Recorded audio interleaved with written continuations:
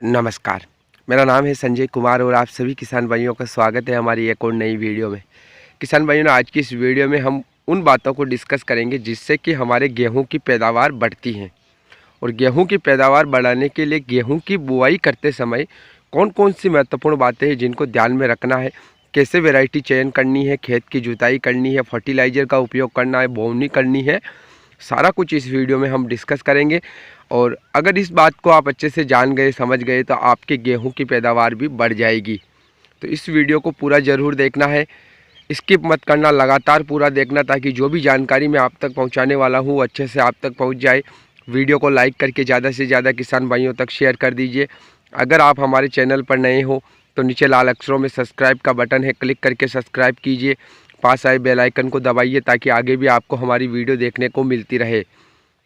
तो किसान भाइयों, गेहूं का बम्पर उत्पादन प्राप्त करने के लिए कौन कौन सी बातों का हमें ध्यान रखना पड़ता है।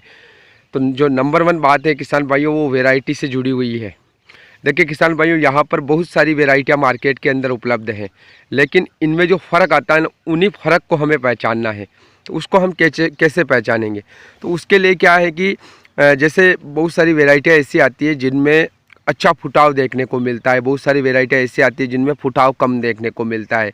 जैसे एग्जाम्पल के लिए मैं आपको बताऊं तो जो पूसा तेजस HI 8759 गेहूँ आते हैं, इनमें कम फुटाव आता है, पौधे की हाइट भी कम रहती है, बालियों की हाइट भी कम रहती है। तो इनकी जो बोवनी होती है उस टाइम पर बीज दर को ज़्यादा रखना पड़ता है, सघन बोवनी करनी पड़ती है, तब जाकर आपके खेत में पूरा जमाव होता है गेहूं का और फिर अच्छा उत्पादन निकलता है।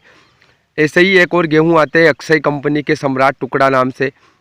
वो गेहूं भी तना काफ़ी मोटा आता है, बालियों की लंबाई ज़्यादा होती है, लेकिन वो भी ज़मीन पर गिरते नहीं है, फुटाव हल्का सा कम होता है। तो उनकी बोवनी भी यहाँ पर किसान भाइयों को सघन करनी पड़ती है।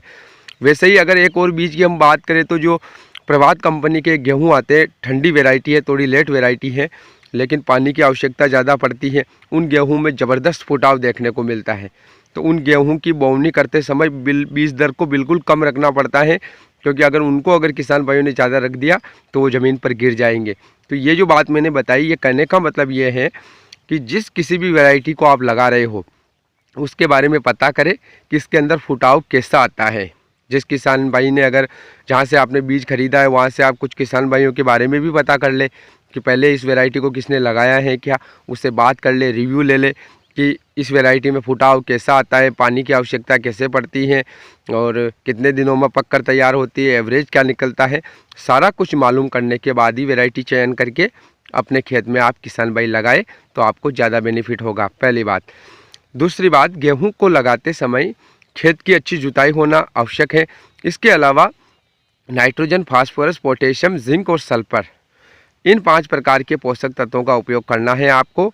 12-32-16 डालिए या फिर DAP प्लस MOP और जिंक सल्फेट अलग से लेना है आपको। तो देखिए यहाँ पर बोवनी करते समय या तो आप खेत तैयारी के समय ही इन फर्टिलाइज़र का उपयोग कर सकते हो या फिर गेहूं की बोवनी के साथ में भी कर सकते हो, लेकिन बाद में नहीं करना है, ये ध्यान रखना है आपको। पहले पहले ये जो उर्वरक आते हैं इनका उपयोग कर लेना है। गेहूं अंकुरण के बाद इन उर्वरकों का रिजल्ट देखने को नहीं मिलेगा।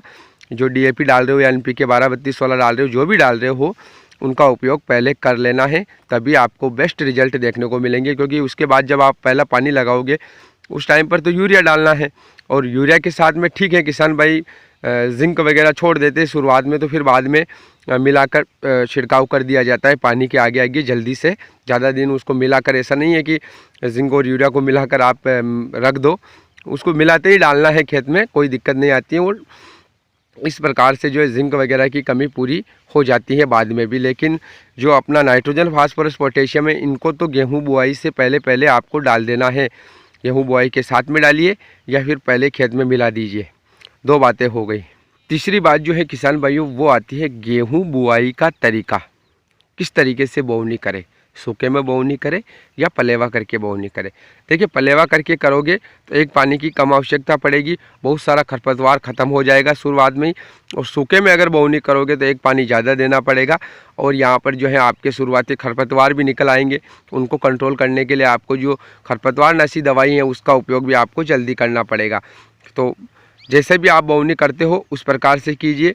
अगर आप पलेवा करके करोगे तो फ़ायदा मिलेगा, क्योंकि खरपतवार ख़त्म हो जाएंगे, खेत में भी नमी हो जाएगी और उसमें आप गेहूं लगा लोगे तो गेहूं अंकुरण भी हो जाएगा। उसके बाद काफ़ी दिनों बाद पहले पानी की आवश्यकता पड़ती है, लेकिन सूखे में तो ऐसा होता है कि गेहूं बोवनी होते ही आपको पानी लगाना पड़ता है, तभी जाकर गेहूं का अंकुरण होता है। तरीका कोई सा भी रखिए। पंक्ति से पंक्ति की दूरी यहाँ पर किसान भाइयों बात करें ना, तो लगभग 8 इंच से 10 इंच पंक्ति से पंक्ति की दूरी आपको रखनी है। इससे ज़्यादा भी नहीं रखनी है और इससे कम भी नहीं रखनी है। अगर कम रखोगे तो फिर ज़मीन पर गिरेंगे गेहूँ, ज़्यादा रखोगे और वैरायटी ऐसी है जिसमें फुटाव कम आता है तो भी फिर नुकसान उठाना पड़ेगा। तो एवरेज है 8 से 10 इंच की दूरी, ये आप अपनी मशीन में रख सकते हो और गेहूँ की बोवनी आप जो है कर सकते हो। इसके अलावा किसान भाइयों, गेहूं की बोवनी करते समय जो बीज होता है उसको मेटल एक्सिल या कार्बनडा जेम से जो है बीज को उपचारित जरूर कर ले। उपचारित करने से बहुत सारे रोगों से आप शुरुआत में ही अपनी फसल को सिक्योर कर लोगे, बाद में उसमें कई सारे रोग ऐसे हैं जो नहीं आएंगे। तो बीज का उपचारित होना भी बहुत ज़रूरी है। बोवनी के टाइम पर उपचार करने के बाद ही आप अपने खेत में बोवनी करें तो आपको बहुत अच्छे रिजल्ट मिलेंगे। जैसा उर्वरक के बारे में मैंने आपको बता ही दिया है। उसके बाद आपको यूरिया का उपयोग करना है, और अगर आप शुरुआत में जिंक सल्फेट नहीं डालते हो तो बाद में भी आप डाल सकते हो, लेकिन NPK आपको ज़रूर डाल देना है बुआई के टाइम पर। इस प्रकार से किसान भाइयों, गेहूं की बोवनी अगर आप करते हो तो आपको जो है ना काफ़ी शानदार रिजल्ट देखने को मिलेंगे और आपकी पैदावार भी काफ़ी बढ़िया निकलेगी।